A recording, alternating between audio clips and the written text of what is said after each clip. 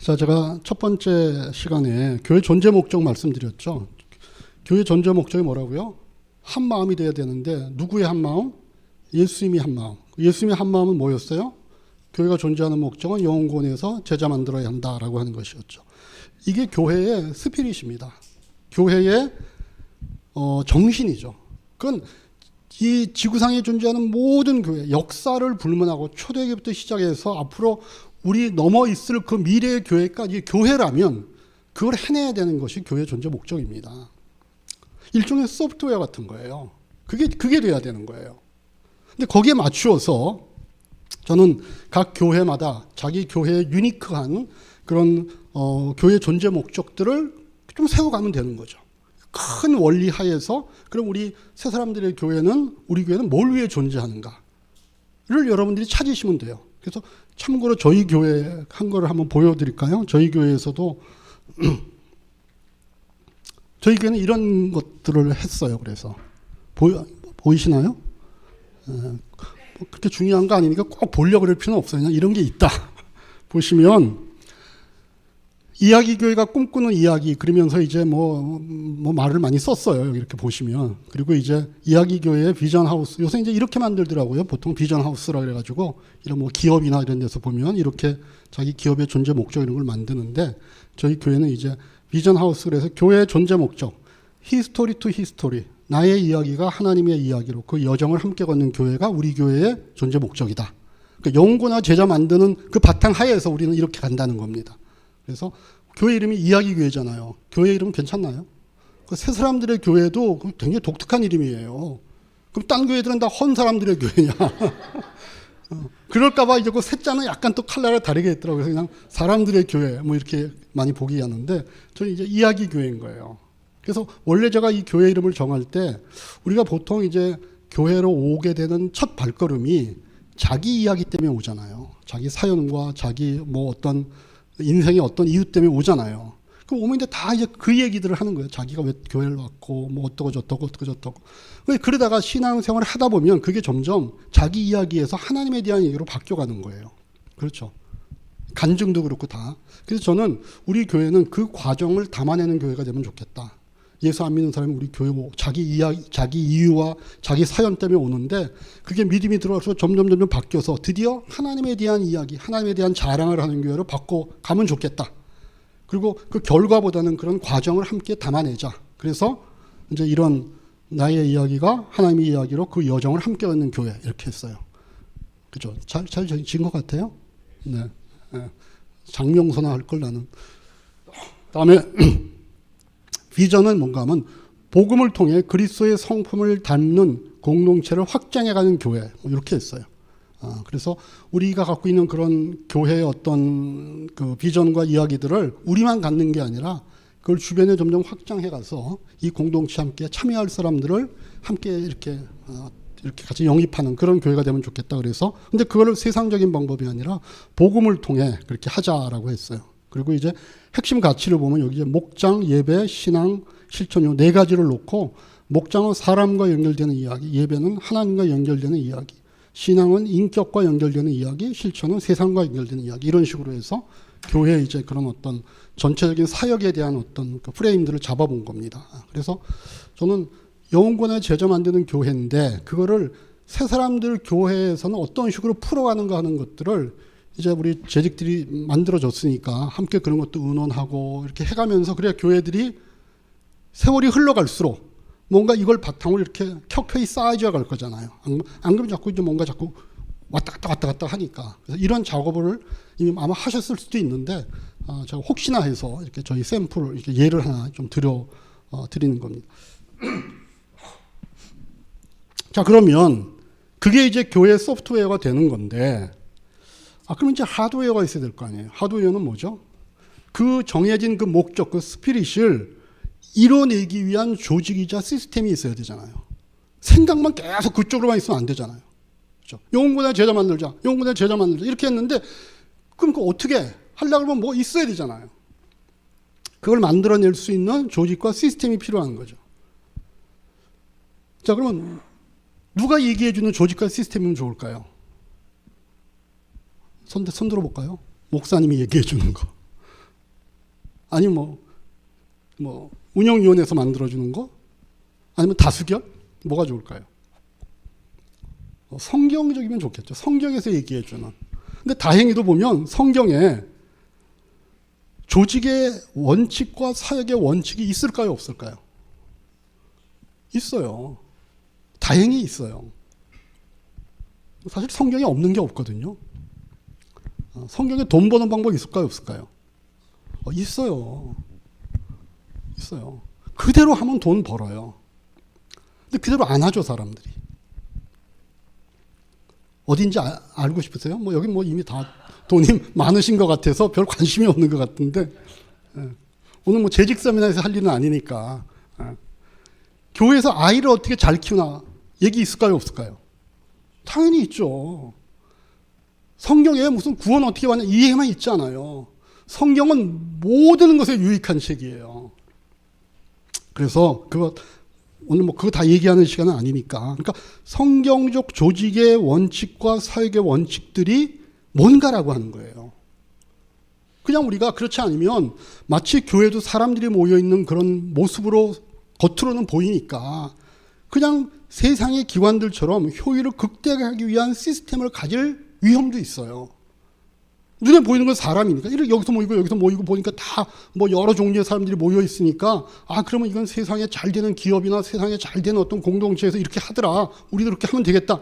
이렇게 갈 확률이 많죠. 뭘 모르면. 성경의 그런 원리를 우리가 못 찾아내면.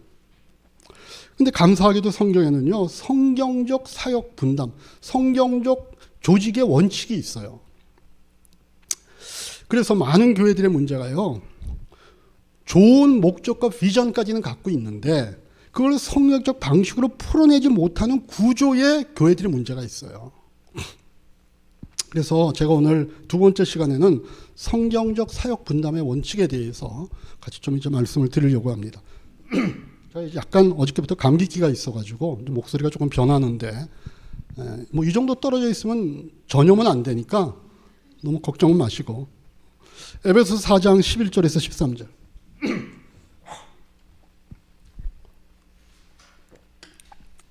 에베소서 4장 11절에서 14절 같이 한번 읽겠습니다. 그가 어떤 사람은 사도로 어떤 사람은 선지자로 어떤 사람은 복음 전하는 자로 어떤 사람은 목사와 교사로 삼으셨으니 이는 성도를 온전하게 하여 봉사의 일을 하게 하며 그리스도의 몸을 세우려 하심이라. 우리가 다 하나님을 아들을 믿는 것과 아는 일에 하나가 되어 온전한 사람을 이루어 그리스도의 장성한 분량이 충만한 데까지 이르리니 이렇게 되어 있습니다. 우리가 보면 교회에 정말 하나님께서 세우신 그 교회를 세우기 위해서 교회에게 주어진 그 사명을 이루어가기 위해서 여러 타입의 사람들을 보내주셨어요. 교회에. 그래서 11절에 보면은 한 무리의 사람들이 쭉 열거가 되어 있죠. 여기 보면 누가 나오나요? 사도, 선지자, 복음 전하는 자, 목사와 교사 이런 이름들이 나옵니다. 요즘에는 없는 직분도 있고 초대교회 당시에만 있었고 그다음에 교회 역사와 함께 사라진 직분도 있고 또 아니면 좀 비슷하게 보이는 직분도 있고 또 요즘도 분명히 존재하는 그런 직분들이 쭉 있습니다. 그죠? 이게 뭐 어떤 직분이 뭐 있고 없고 이걸 중요한 게 아니라 요 그룹들, 요 앞에 나와 있는 요 그룹들이 하는 일이 있었다고 얘기해요. 하는 일.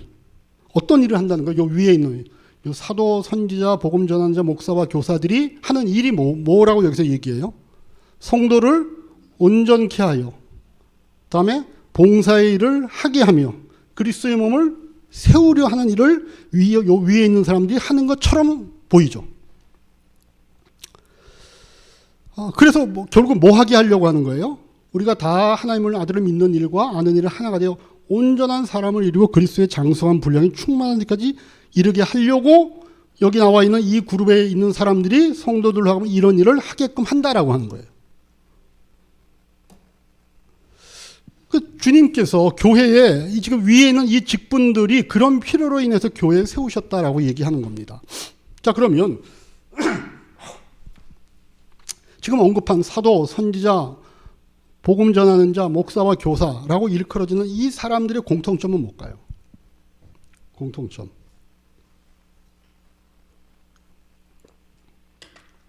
공통점 말씀을 맡은 자들이죠. 다 보면 조금씩은 뭐 기능의 차이가 있을지 몰라도 뭉뚱그려 보면 말씀을 맡은 자들입니다. 요즘 식으로 하면 종교 신학 교육을 받은 안수받은 목사님들을 얘기하는 거죠. 그래서 뒤에 보면 이제 뭐 목사와 교사 이런 표현이 나오기도 하는데, 이분들이 이렇게 종교 신학 교육을 받고 안수를 받아 세워지는 이유는 뭘까요? 왜 이분들은 왜 그런 교육을 받아야 되죠? 말씀을 맡았으니까. 말씀을 맡은 분이 강단에서 엉뚱한 소리 하면 안 되잖아요. 그러니까 그런 여러 가지 교육과 뭐 신학교에 가서 뭐 헬라어 히브리어도 배우고 또 뭐 신약 성경에 대해서, 구약 성경에 대해서, 그리고 뭐 교회 역사 이런 것들 배우고 교단에서 허튼 소리 안 하게 그런 훈련의 과정을 거쳐서 이제 말씀을 맡은 자로 교회에서 그 역할을 하는 겁니다. 그러니까 요즘 말하면은 우리 목사 같은 사람들이죠. 그런데 오늘 이 본문에서 보면 왜 그러면 사도 바울이 교회에 이런 말씀 사역을 맡은 자, 목사들을 세우는가에 대한 얘기를 해주는 겁니다. 왜 세우느냐? 거기 보면 12절에 이분들이 세 가지 일을 하는 것처럼 보이는 표현들이 나오잖아요. 성도를 온전케 하여 봉사 일을 하게 하며 그리스도의 몸을 세우려 함이다. 자, 그럼 이 중에 앞에 있는 이 말씀을 맡은 자들, 그냥 우리가 대표적으로 목사라고 그럴게요. 이 목사가 이 세 가지 밑에 있는 성도를 온전케 하며 봉사 일을 하게 하며 그리스도의 몸을 세우기를 함이라 중에 어떤 게 목사의 사역일까요? 그리고 어떤 것이 성도들의 사역일까요? 자, 성도들을 온전케 하며 1번, 그 다음에 봉사 일을 하게 하며 2번, 그리스도의 몸을 세우려 하면 3번.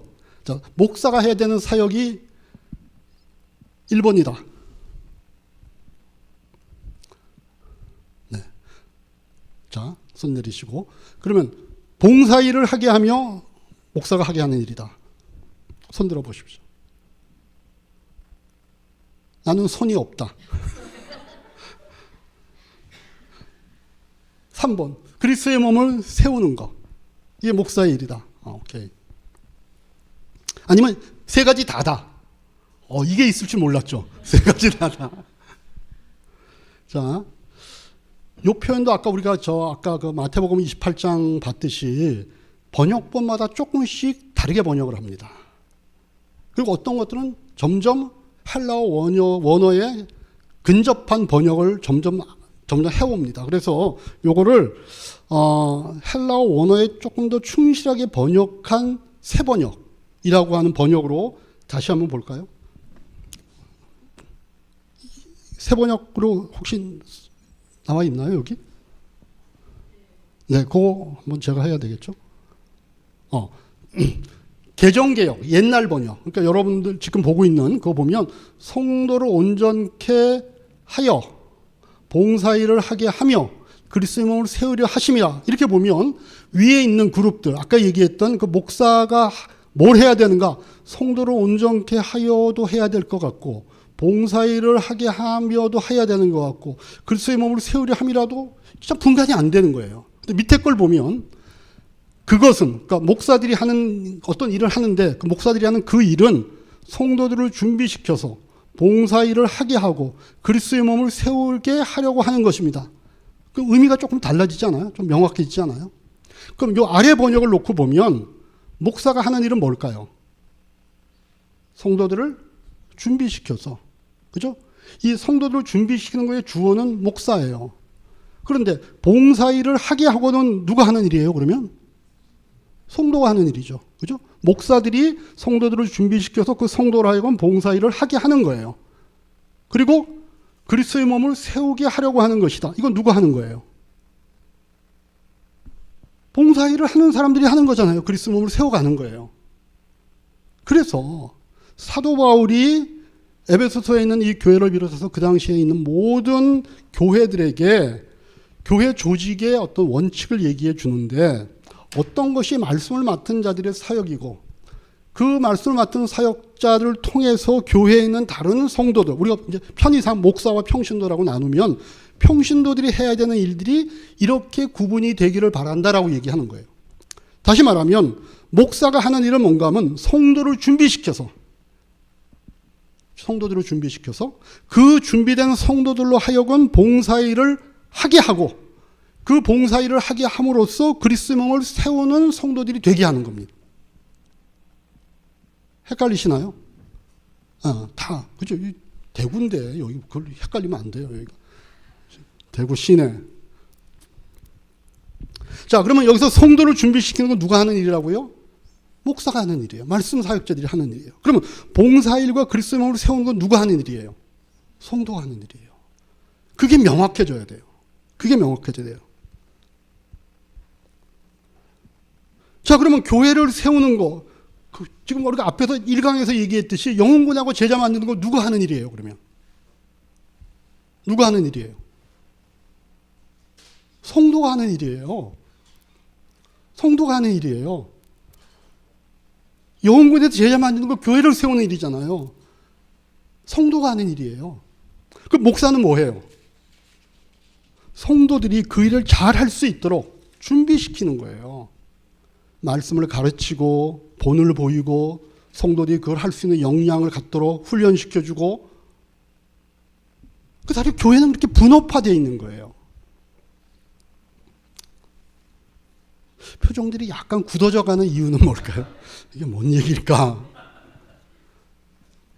그래서 목사가 하는 일은요, 뭔가 하면 성도들이 교회를 잘 세워갈 수 있는 사역을 하도록 성도들의 은사를 발견해주고, 그 은사가 발휘되도록 훈련시켜주고, 그 은사를 발휘할 수 있는 장과 기회를 만들어주는 거가 목사가 하는 일이에요. 이게 성도를 준비시켜야 해당되는 거예요.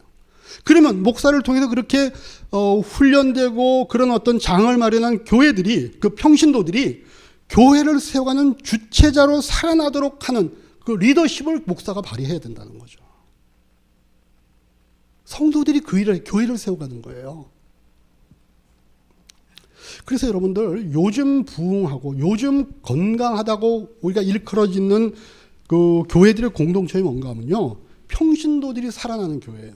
그런 얘기 많이 들어봤죠. 평신들이 살아나야 된다. 제가 작년 말에 그 목회 데이터 연구소라고 하는 그 단체에서 하는 세미나에 참여를 했는데, 그분들이 이제 매해 여러분들 그 어느 교수님인가 그 한국 트렌드에 대해서 뭐 해가 바뀌면 2024년도 트렌드, 2025년도 트렌드 이렇게 책 나오는 게 있죠. 그 교수님 누구죠? 이름. 대구엔 책방이 그 유명한 교수님인데 해마다 이제 연말인가 연초가 되면은 다음 해에 대한 것들이 나옵니다. 그래서 앞으로 한국 사회 올해 안에 흘러가는 트렌드에 대해서 굉장히 두꺼운 책이에요. 그 책이 매일 나오는데, 그것처럼 한국 교회를 향해서도 그런 데이터를 연구해서 나오는 책이 있습니다. 그래서 그 2025년도 한국교회 트렌드에 대해서 연구한 그 데이터를 갖고 하는 그 세미나였는데, 거기에 보면 2025년도 한국교회 트렌드 중에 가장 큰 게 평신도들의 사역이에요. 평신도들의 사역. 그러면서 거기서 쭉 데이터들을 이제 보여주는데, 제가 거기서 일부를 여러분들에게 좀 보여드리겠습니다. 자, 평신도가 해도 문제 없다라고 하는 10개 사역 중에 8개에 대한 것들을 이렇게 뽑으신 거예요. 여기 보면 전국의 담임 목사 500명을 대상으로 한 거예요. 했어요. 이렇게 해서 뽑았어요. 자, 여기는 이제 평신도가 해도 문제가 없다라고 생각한 답변이에요. 그죠? 그리고 여기는 파란색은 별 문제 없다. 그리고 요거는 오히려 요 회색은 목회자보다 더 잘하는 것 같다, 평신도들이. 또 여기는 목회자보다는 미흡하다라고 하는 그런 항목들이에요. 세 가족은 평신도가 해도 괜찮은 거예요, 이 교육. 또 신방, 평신도가 해도 오케이. 신방을 평신도가 해? 지금 세상이 그렇게 흘러가나? 여러분 그렇게 생각할게요. 신방 목사님이 해야 되는 거 아니야? 저희 교회만 해도요, 무슨 이사 신방, 어디 누가 돌맞이 신방, 이거 제가 안 갑니다. 목자가 갑니다. 목자가 꼭 목사님 이 집은 꼭 가줘야 돼요 그러면요, 제가 가긴 가요. 근데 이게 평신도 사역이라는 거예요. 신앙 지도, 상담 이런 것들 평신도가 합니다. 교육부서 설교 꽤 많이 평신도가 하는 거예요. 성경 강의 평신도가 해요. 전교인 기도회인도 평신도 합니다. 성인 예배 설교 이거 평신도가 해요. 결혼식 주례 평신도예요. 오, 대단합니다. 성례전 직전. 근데 요쪽으로 가면 이제 그래도 목사가 낫다예요. 장례식 집례. 그렇지만 하는 데들이 있어요. 한국교회 트렌드가요. 이렇게 변해갑니다. 이게 충청도까지만 내려오고 밑으로 안 내려왔을지는 모르는데 지금 이게 한국교회 지금 현실이 이래요. 그리고 이게 이런 교회들이 부흥하고 있어요. 자, 그 다음 하나 더 볼까요? 이게 뭐지? 2개를 했는데 내가 여기 있다. 실제 평신도가 하고 있다. 성인 예배 설교, 전교 기도회, 성경 강의 15에서 20%를 현재 하고 있는 거예요. 실제 시무교회에서 평신도가 하고 있는 사역, 여기 보면 전국 담임 목사 500명을 해갖고서 해본 거예요. 그래서 신방은 이미 이 500명 목사님들 중에 그 교회에 신방을 제일 많이 하고 있대요. 평신도들이. 그 다음에 세가족 교육 신앙 이거 쭉 아까처럼 본 거예요.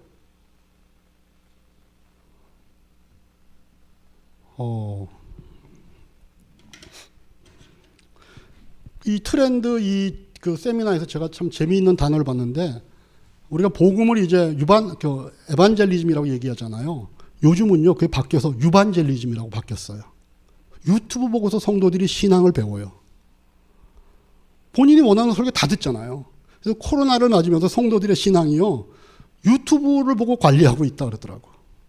이제는 조금 시대가 지나오긴 했는데도 불구하고 그 여파 때문에 2025년도 한국교회 트렌드 중에 가장 중요한 거 2개가 유반젤리즘하고 하나는 평신도들이 살아나는 교회.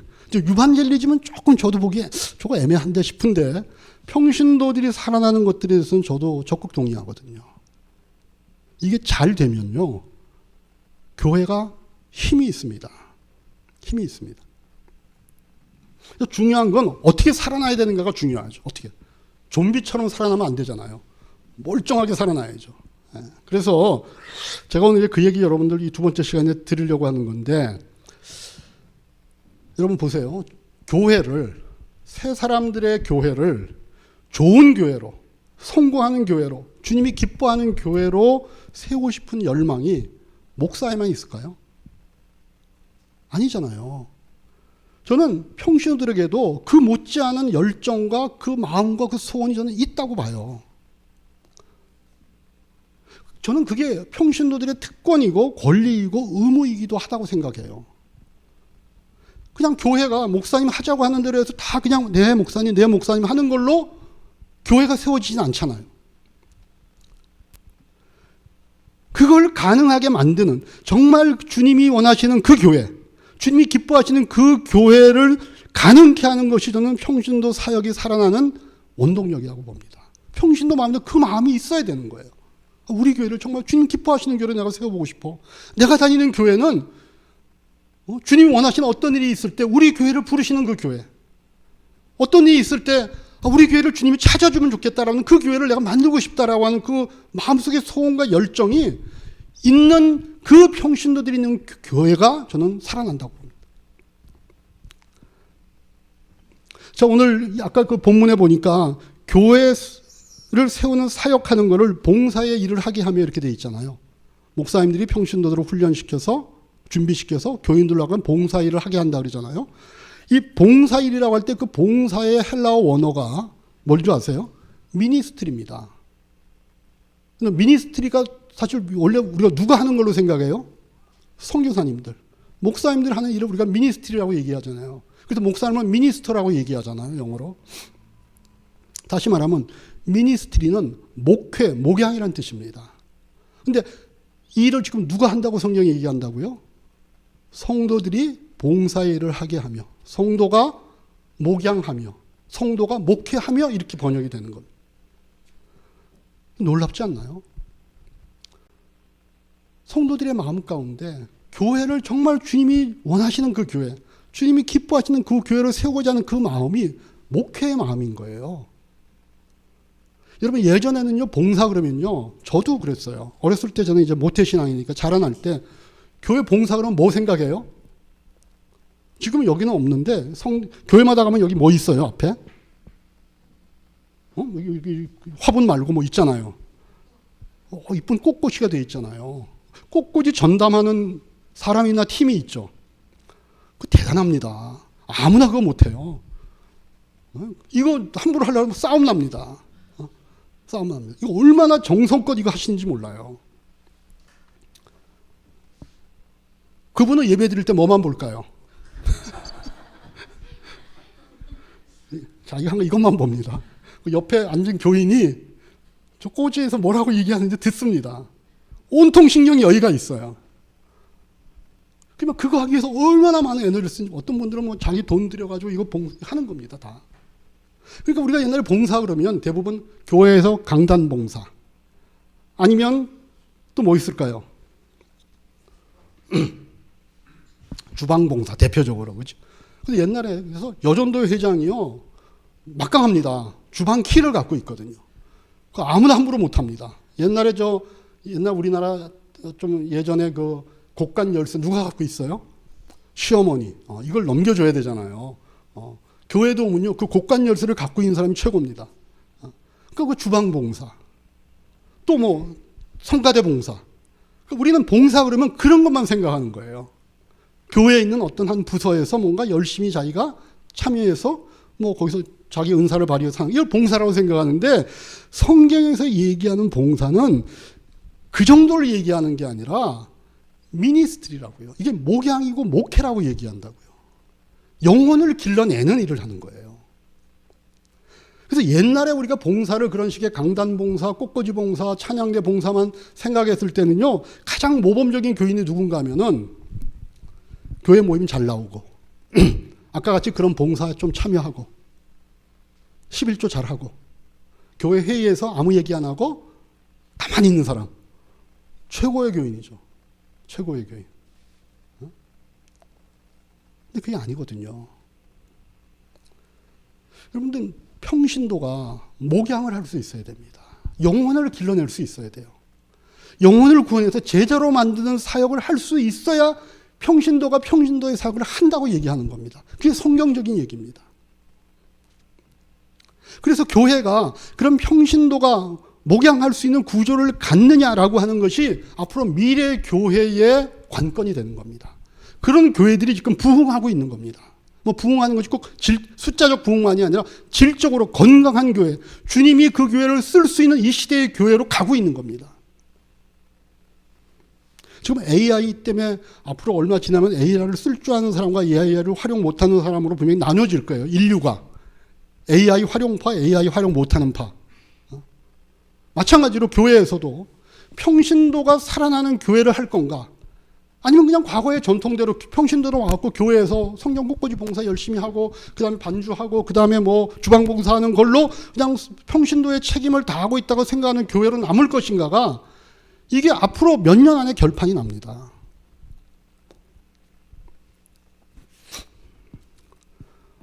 우리 마음속에 이런 마음이 생기죠. 그럼 평신도가 목회 다 하면, 목양 다 하면 담임 목사 뭐 하나? 놀고 먹는 거 아니야? 되게 편하겠네. 근데 아니, 그렇지 않습니다. 그러면은요, 목사가요, 더 많이 해야 됩니다. 더 많이 기도하고요, 더 많이 말씀 준비하고요, 더 많이 훈련할 수 있어야 합니다. 여러분, 그 대신에 이런 성경적 사역 분담을 하면 교회가요, 건강해집니다. 왜냐하면 성도들이요, 중세시대 이후에 상실되었던 평신도의 본분을 회복하는 겁니다. 여러분들, 종교개혁이 1517년 마틴 루터의 그런 95개조 선포함으로써 독일에서부터 시작이 됐잖아요. 그때 개혁은요, 말씀으로 돌아가는 거였어요. 말씀을 잃어버린 교회가 말씀을 찾아준 거예요. 근데 시스템은요, 그냥 중세적인 시스템을 그냥 갖고 온 거예요. 왜냐하면 그것까지 할 여력이 없었어요. 그래서 캐톨릭적인 어떤 그런 그 제도 하에 있는 그런, 그러니까 성도들이 그 당시에는 성경을 못 봤거든요. 다 라틴어로 되어 있었고. 그래서 여러분들 유럽 여행 가보면 그 멋진 성당들 많잖아요. 가보면 공통점이 있죠. 조각이 많아요.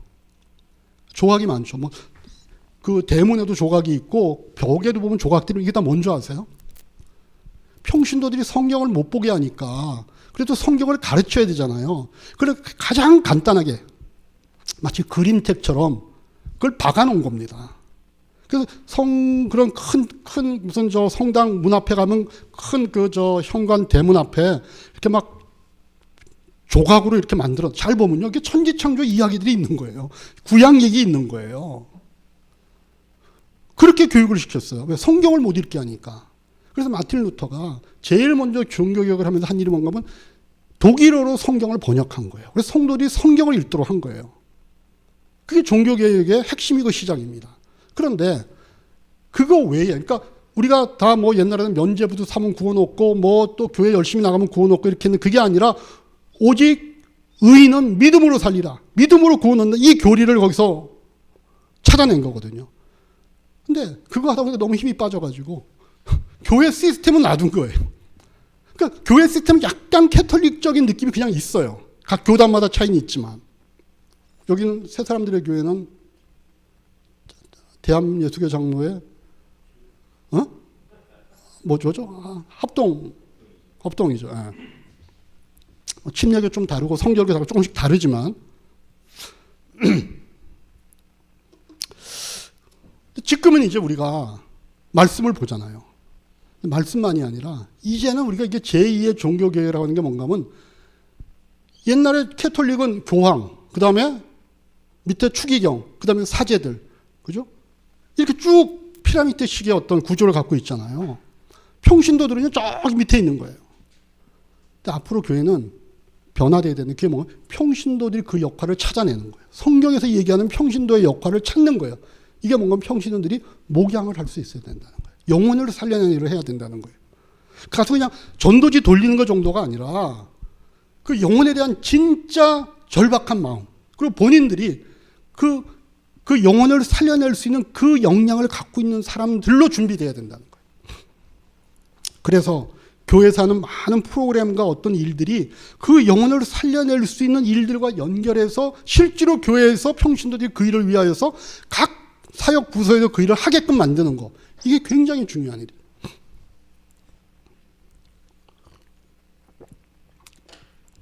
그래서 평신도들이요, 중세 이후에 사라졌던 평신도들의 고유한 사역을 회복하고, 목사는 목사 역시 기도와 말씀 사역에 더 충실해지고, 그 위의 시간들을 성도들이 이렇게 할 수 있도록 그 평신도를 훈련시키는 리더십을 발휘하는 데 신경을 쓰니까 목사님도 훨씬 이전보다 더 제대로 된 목회 역할을 하는 거고, 평신도들은 당연히 자기들의 본연의 사역을 찾고 교회를 세워가고 있는 그 보람되고 그 행복하고 그 자랑스럽고 명예스러운 일들을 본인들이 하게 되는 겁니다. 저는 목회의 목표가 있어요. 제 목표가 뭔지 아세요? 얘기 안 해줬는데 어떻게 알아요? 그죠? 별걸 다 얘기도 안 해주고 제가 여쭤보는 게 그런데, 제 목회의 목표는요, 저 이야기교회 교인들이 저보다 천국에서 더 많은 상급을 받도록 해주는 게 제 목표예요. 저를 만나서 그분들의 인생이 성공할 수 있게 제가 만들어주는 게 제 목표예요. 그게 저는 저의 사명이라고 봐요. 우리 교회 성도님들 한 분 한 분이 이 세상에서도 성공하는 사람이 되게 해주고, 뿐만 아니라 천국 가서도 저보다 더 많은 상급을 받을 수 있도록 해주는 거. 그러려면 그분들에게 본인들이 원래 해야 되는 그 사역을 찾아서 할 수 있도록 제가 도와줘야 되잖아요. 목사가 하고 싶은 일들, 목사가 원하는 일들을 교인들에게 하라고 하는 게 아니라 그분들이 원래 해야 되는 일들을 제가 말씀과 기도를 통해서 발견해서 그분들이 진짜 그걸 할 수 있는 역량과 그런 준비와 그런 실력을 갖도록 제가 도와주는 거. 그게 저는 제 사역의 목표라고 생각을 해요. 물론 그렇게 하면요, 성도도 조금 힘들고요. 옛날에 그냥 성전 봉사만 하면 됐잖아요. 꽃꽂이 만들고 그냥 예배 시간에 꽃꽂이 내가 잘했나 이렇게 보고만 있으면 되잖아요. 근데 지금은 목양을 해야 되잖아요. 본인이 자기의, 지금 여기는 구역인가요? 목장인가요? 없습니까? 대단합니다. 전국구. 그래도 앞으로 이제 뭐 하실 거잖아요. 그죠? 어쨌든 뭐 소그룹으로 모이는 게 있죠. 이제 앞으로는 이제 하실 거죠. 믿습니다. 앞으로는 뭐 하겠죠. 그죠? 너무 멀리 떨어져 있으니까. 소그룹, 소가 모여 있다는 게 아니라 그런 어떤 이런 주일 예배만 드리는 것보다는 뭔가 이렇게 성도들끼리 이렇게 그룹으로 소그룹으로 묶여 있는 게 도움이 되거든요.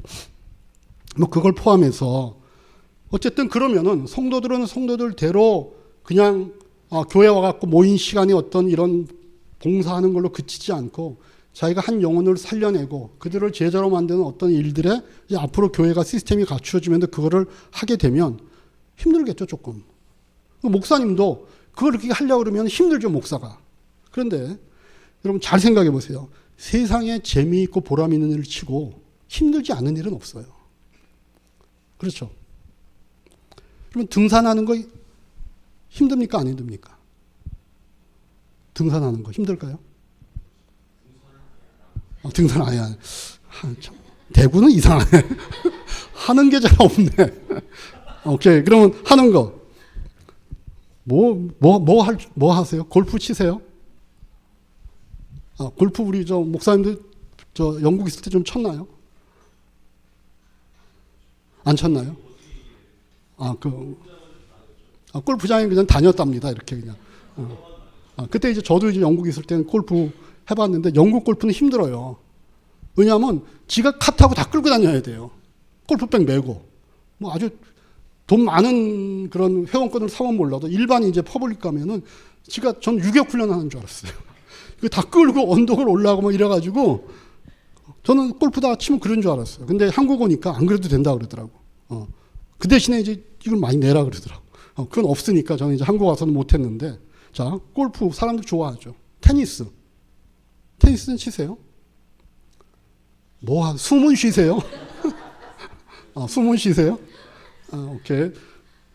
자, 그러면 쇼핑. 우리 자매님들 쇼핑 하세요? 쇼핑 하죠, 그죠? 다행이다. 뭐 한다는 게 있으니까. 자, 그러면 등산이든 골프든 테니스든 마라톤이든 그리고 쇼핑이든 힘들어요, 안 힘들어요? 그렇지만 하죠. 왜? 재미있으니까. 즐거우니까 하잖아요. 그죠? 저는 이상해요.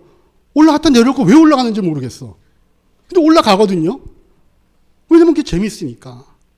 그래서 옛날에 그랬대요. 우리나라 초창기 때 옛날에 이제 테니스전에 정구가 들어왔잖아요, 먼저. 그 말랑말랑한 공 갖고 이제 정구를 치잖아요. 외국 선교사님들하고 이제 선교사님 친구들하고 이렇게 정구장을 만들어서 치니까 양반님이 그 동네 양반이 쭉 지나가다 본 거예요. 본인이 자기 종을 부르더래요. 저 참 외국에선 귀한 분들이 저렇게 수고하고 있는데 네가 가서 좀 도와주거라. 네가 좀 대신하거라 그랬다는 거예요. 임금 양반 눈에 보기엔 처음 보는 건데 저렇게 우리나라에 온 귀한 저런 분들이 와갖고서 저 땡빛에서 이렇게 짝대기 하나 들고 왔다 갔다 하는 게 너무 안쓰러워 보이는 거예요. 그러니까 대신 쳐줘 자기 종한테. 그럼 그런 사람 있나요 지금?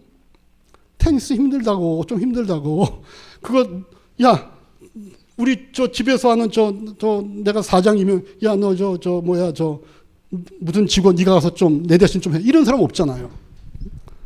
골프 회원권 절대로 남한테 안 줍니다. 자기가 치지.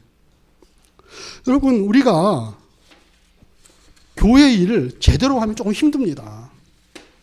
근데 그 힘든 것 때문에 주어지는 보람과 기쁨과 영광이 있어요. 우리가 각자의 사역을 하는 거 조금 힘듭니다. 그러나 그 힘든 것이 만들어내는 특별한 은혜들이 있어요. 주님이 우리에게 그 맛을 보라 그러는 거예요. 그러면요, 그거를 딴 거랑 바꿀 수가 없어요. 내가 주님의 몸된 교회를 세워가는 거잖아요. 내가 한 영혼을 살리는 그 일을 하는 거잖아요. 그러면 그 맛은요, 뭐하고도 안 바꿔서 거기에 몰입을 하는 거예요. 거기에 예배 나오지 말라고 해도 나와요. 자기가 전도한 VIP가 지금 자기 오늘 온다 그랬는데 자기가 어떻게 안 나와요? 나오죠. 그 사람은 새벽기도 가고 싶다는데 자기도 새벽기도 가고 싶겠죠. 그러니까 뭔가 그 안에 그 마음속에 뭐가 지금 자리 잡고 있는가에 따라 틀려져요. 신앙생활은. 자, 시작할 때 그림으로 시작했으니까 이제 마무리할 때도 제가 그림으로 마무리를 하고 싶어서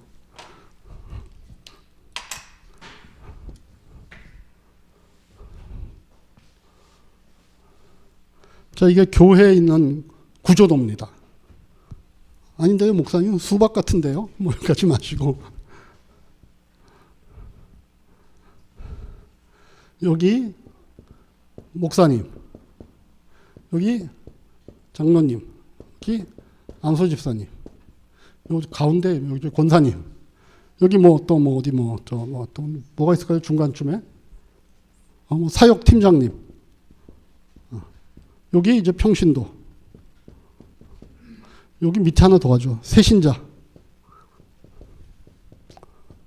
이게 1번. 이게 2번.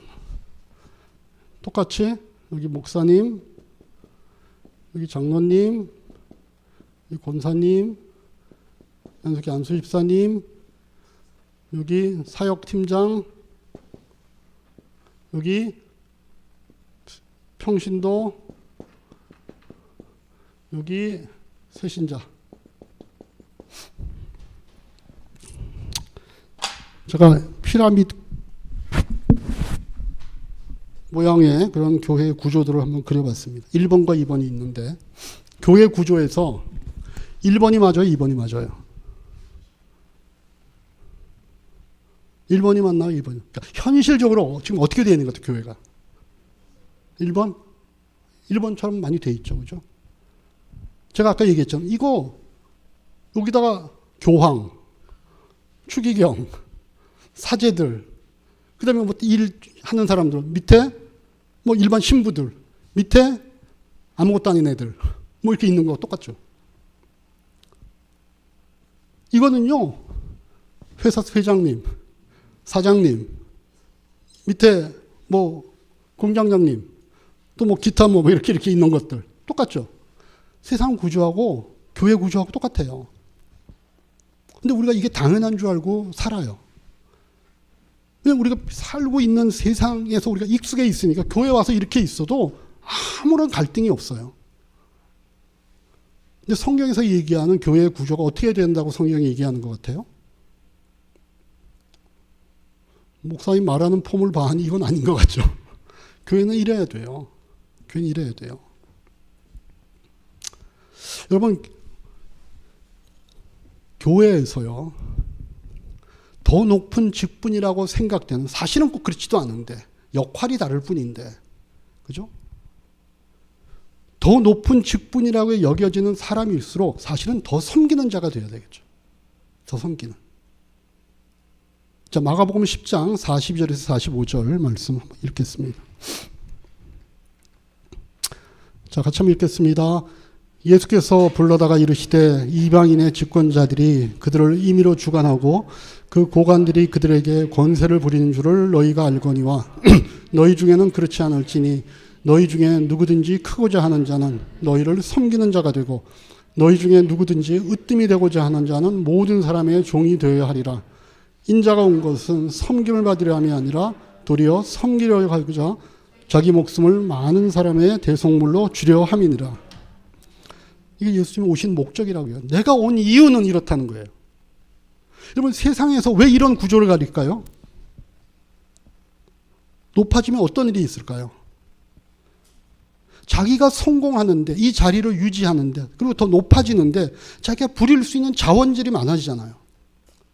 그죠? 자기 밑에 있는 사람들 다 자기를 성공시키게 만드는 자기의 자원이에요. 그 사람들은 점점 더 높이 올라가려고 하는 거예요. 왜 자기가 더 직급이 높아지기를 왜 원해요? 자기가 편해지거든요. 부릴 사람이 많아지니까. 내 꿈과 내 비전을 이루기 위한 자원들을 많이 확보하는 거예요. 근데 예수님 뭐라 그래요? 이방인들의 집권자들이 그들을 임의로 주관하고 그 고관들이 그들에게 권세를 부리는 줄을 너희는 알고, 세상이 이렇다는 거예요. 근데 너희는 그렇지 말아야 된다는 거예요. 왜? 내가 온 목적, 내가 지금 세상에 온 목적과 나를 통하여 너희들과 더불어 만들고자 하는 세상은 그게 아니라는 거예요. 예수님이 뭐하러 오셨다 그래요? 맨 마지막에 내가 온 것, 인자가 온 것은 섬김을 받으려 함이 아니라, 세상에 그런 하고 똑같이 그렇게 하려고 하는 게 아니라 도리어 섬기려 하고 내 목숨을 많은 사람의 대속물로 주려 합니다. 이게 예수님이 오신 목적이라는 거예요. 그럼 이게 크리스찬 인생의 목적이 되어야 됩니다. 우리 크리스찬들의 목적은요, 예수의 목적과 같아야죠. 아까 우리가 예수님이 닮는 거라고 그랬잖아요. 예수님이 목적이 꼭 우리 목적이 돼야 되는 거예요. 그리고 그걸 세상에서 다이렉트 하려면 너무 힘드니까 그 실습의 장이 어딘가 하면 이게 교회여야 되는 거예요.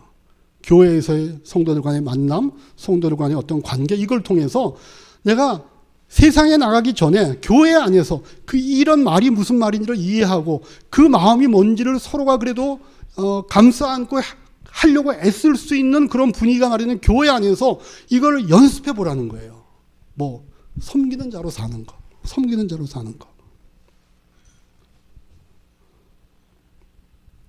이런 사람들을 예수님께서는 종이라고 얘기하죠. 종, 그죠? 종. 우리가 예수님의 종이 되어야 되잖아요. 종은요, 다른 사람이 시키는 대로 하는 존재가 종이 아닙니다. 종은요, 자기의 필요보다 주인의 필요가 우선인 사람을 종이라고 얘기합니다. 다시 말해서 나의 필요보다 하나님의 필요가 앞선 사람이 주님의 종입니다. 우리가 이웃을 섬긴다는 건 마찬가지입니다. 이웃을 섬긴다는 말은 내가 그들의 종이 되어야 된다는 말입니다. 내 필요보다 이웃의 필요가 우선이어야 된다는 겁니다. 그러면 우리가 크리스찬이 되면 예전에는 우리가 아직 세상 사람일 때는 주위 사람이 나의 성공을 위해 존재했다면 우리가 예수를 믿고 하나님의 자녀가 되면 이제 그 사람들이 나의 성공을 위해 존재하는 게 아니라 내가 그 사람들의 성공을 위해서 존재하는 사람이어야 된다는 거죠. 그게 예수님께서 이 땅에 오신 목적이라고 얘기하잖아요. 예수님은 그래서 결국은 자기의 목숨도 내놓으셨잖아요. 그게 우리에게 필요한 일이니까.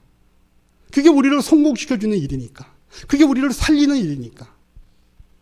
여러분, 우리가 목양을 한다는 것은 그 대가를 치르는 겁니다. 누군가를 사랑하기 위해서 내가 그 사람들을 섬기는 자리에 가는 겁니다. 목사는 그래서요, 보세요. 목사는 누구를 섬겨요? 장로님과 안수 집사님과 사역팀과 평신도와 새신자를 섬기는 겁니다. 그렇죠. 정 목사님은 튼튼하니까 잘 할 것 같아요. 이건. 장로님은 안수 집사님과 사역팀과 평신도와 여기 권사님도 계시고 새신자들을 섬기는 겁니다. 이게 아닙니다. 그럼 교회는 누가 제일 섬김을 많이 받을까요? 새신자. 교회에서는요, 얘가 주인공입니다. 새신자가. 교회 주인공은요, 예수님과 새신자입니다. 우리는 다 우리의 머리 대신 예수님이 하시는 일들을 섬기는 모습으로 이루어가는 주님의 지체들입니다. 교회는 이 사람들이 주인공입니다. 새신자들. 그게 우리가 주님의 뜻을 교회 안에 이루어가는 방법입니다. 여러분, 장로님, 안수집사님, 권사님, 이번에 이제 다 임직 받으신 분들 정말 너무 제가 축하를 드리는데 너무나 명예스러운 직분입니다. 명예스럽다는 얘기는 그 자리 자체가 감투여서가 아니잖아요. 제가 아까 잠깐 쉬는 동안에 여러분들 그 임직식 때 찍은 사진 봤거든요. 한복 딱 입으시고 가운 입으시고 양복 입으시고 이렇게 딱 사진 봤는데 너무 멋지더라고요. 너무 멋지더라고요. 그 한복 어떻게 하셨어요? 근데 다 하고 나서 집에 있나요? 아니면 또 반환하나요? 반환하나요? 요새는 결혼식 또 옷도 다 빌려서 입더라고요. 그죠? 옛날에는 다 사서 했는데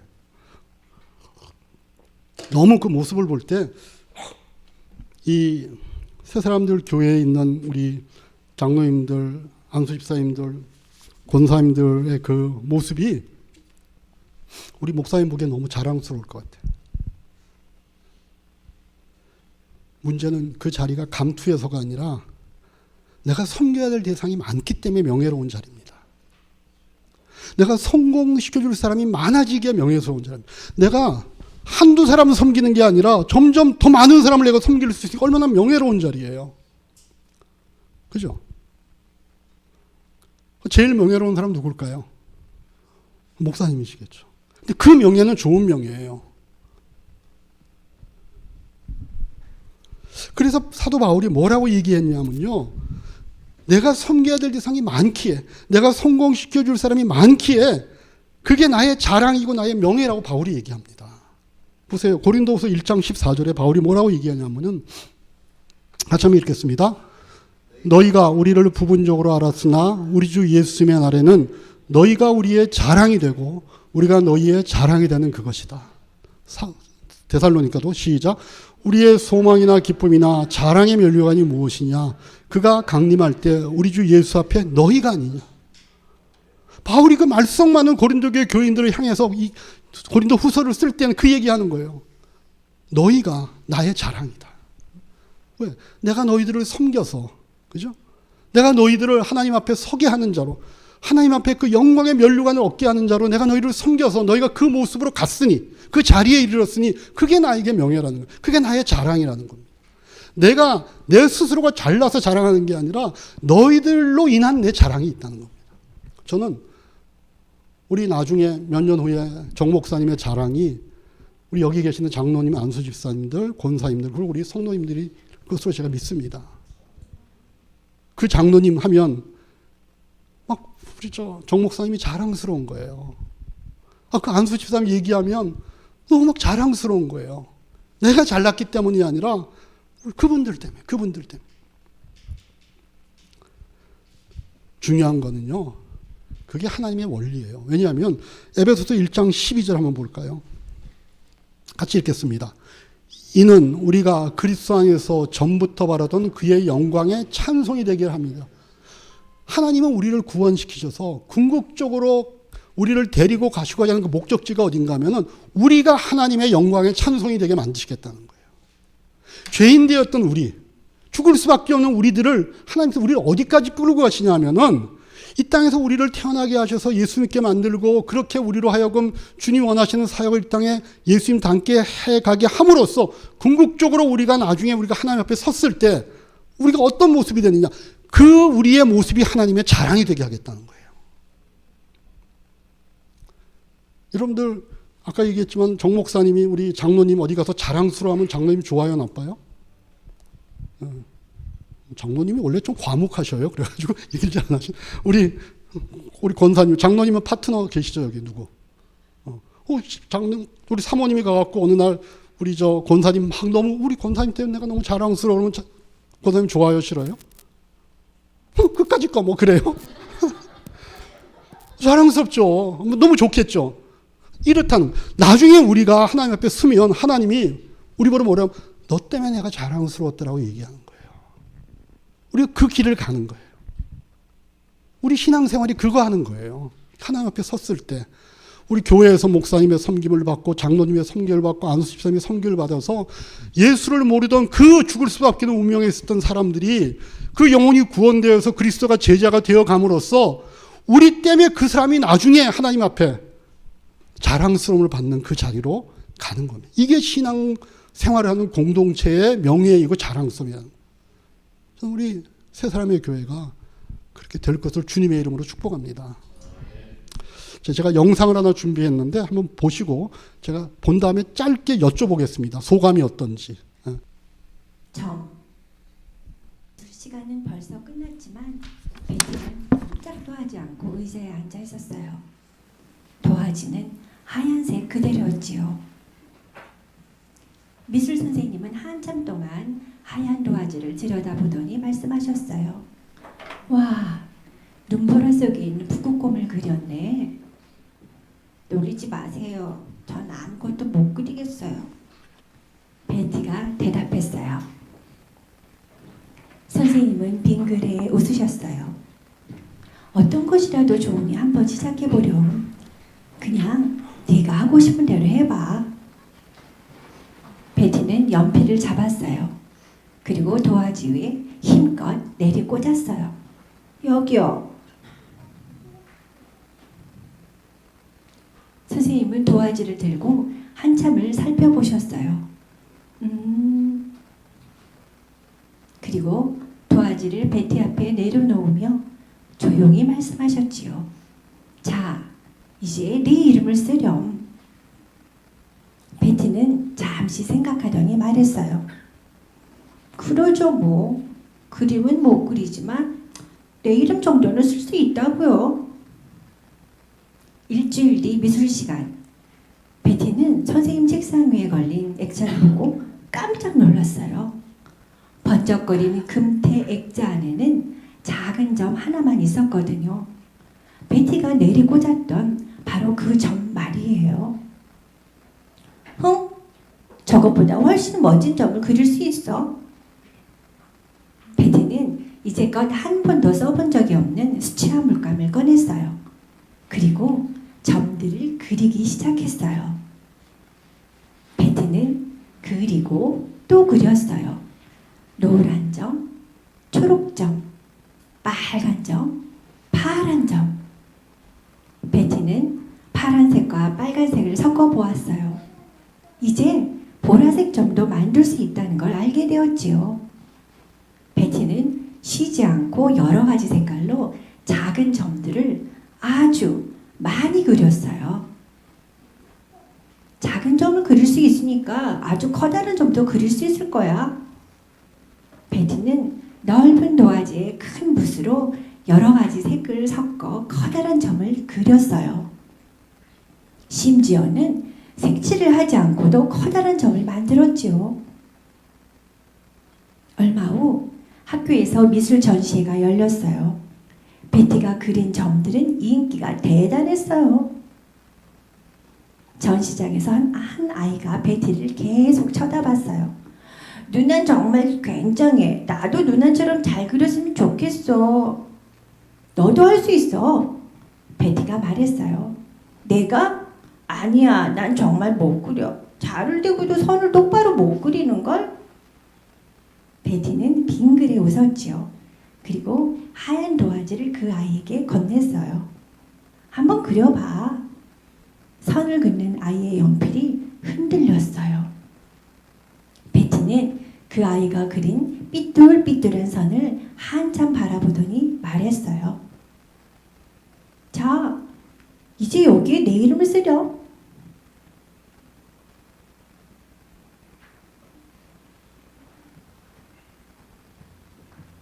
베티가 연필을 내리꽂았을 때는 어떤 마음이었을까요? 베티는 선생님이 걸어놓은 황금 액자를 볼 때 어떤 마음이었을까요? 나를 무조건적으로 사랑해 주셨던 분은? 네, 거기까지입니다. 자, 불을 켜주시고 뭐 길지 않은 영상인데 여러분들의 이제 그 정서적 감수성에 따라서 어떻게 느꼈는지는 좀 다 차이가 있을 텐데 뭔 얘기인지는 아시겠죠? 그렇죠? 베티라고 하는 그 아이가 정말 성의 없이 내리찍은 그거를 선생님이 거기에 황금 액자를 둘러서 이렇게 걸어준 게 그 아이의 인생을 변하게 했을 뿐만 아니라 이 아이가 또 다른 아이에게 선생님이 자기에게 했던 똑같은 일들을 할 수 있는 아이가 되는 시작점이 바로 거기에 있었다는 것들을 우리에게 알려주죠. 저는 하나님께서 우리 인생을 그렇게 쓰신다고 봐요. 예수님께서 제자들을 부르셨잖아요. 그 사람들은 어떤 사람들이었어요? 그 당시 대단한 사람들 아니었습니다. 갈릴리 촌 오부들이었고 민족의 질타를 받는 세리였고, 그죠? 창녀들이었고 죄인들이었고 그 세상에서 누구도 알아주지 않는 관심 밖의 사람들이었습니다. 예수님이 그들을 불러주셨습니다. 그들의 인생을 하나님께서 황금 액자에 넣은 그런 사람들로 만드셔서 지금은 우리가 베드로 그럼 누군지 다 압니다. 만약에 베드로가 그때 주님의 부르심 따르지 않고 그냥 갈릴리 어부로서 충실하게 살았다면 고기 많이 잡았겠죠. 그러다가 한 40-50년 살다 죽었겠죠. 누가 베드로를 알았겠어요? 세관에 앉아있는 마태, 예수님을 따라 나타지 않았으면 거기서 열심히 살았겠죠.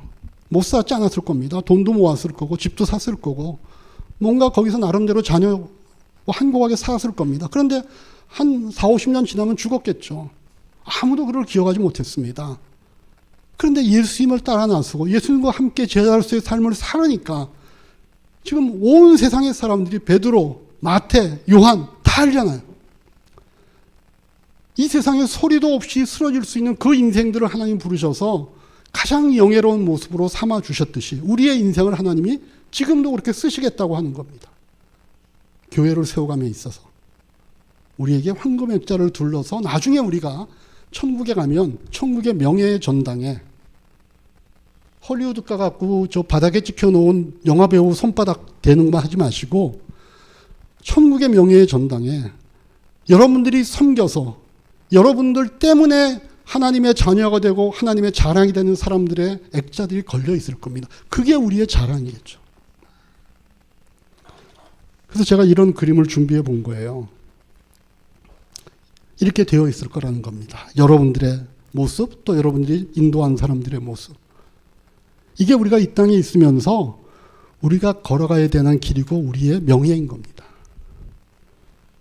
저는 구체적으로 이 일을 위해서 제가 교회에서 하는 게 있습니다. 이 일을 내가 우리 교인들을 성공시켜주는 사람 되게 하기 위해서 내가 실질적으로 하는 게 뭘까 생각하다가 곁을 내주는 사람이 되자. 우리 교인들에게 내가 곁을 내주자. 왜냐하면 예수님이 늘 그러셨거든요. 그러니까 성경에 보면 예수님이 늘 그렇습니다. 제자들을 곁으로 부르셔서 아이들을 곁에 불러 세우시고 그래서 그들을 잘 섬겨주셨습니다. 그래서 그들의 인생을 나중에 하늘나라에서 귀한 상급받는 존재로 만드셨듯이 저도 우리 교인들에게 그렇게 하고 싶은 거예요. 저는 오늘 새 사람들의 교회가 이제 이런 재직들이 서게 되므로 그 역할을 할 수 있는 사람이 이 교회 안에 많아졌다고 봅니다. 앞으로 최소한 5년 뒤에는 여러분들로 인해서 그렇게 황금 액자를 둘 수 있는 그런 많은 VIP들, 그런 많은 새신자들이 교회에 와서 교회도 부흥하고 여러분들 사역도 열매를 얻는 그런 귀한 교회 되시기를 주님의 이름으로 축복합니다.